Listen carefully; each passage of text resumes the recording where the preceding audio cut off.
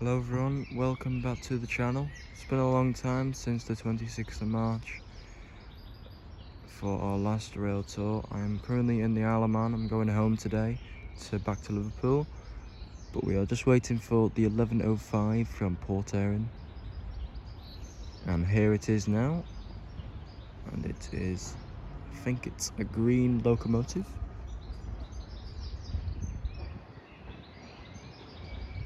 And she's carrying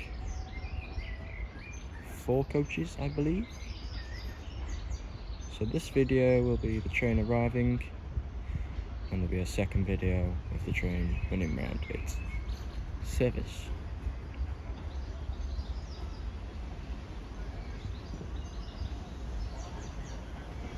So it's number 13, and today there is a special event on, which is called Rush Hour, which is running between the 15th and the 18th.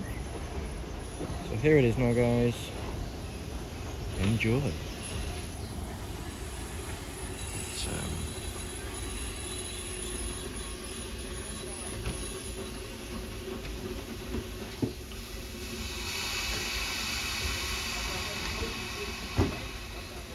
Thanks for watching, guys, and see you for part 2 of the train running around.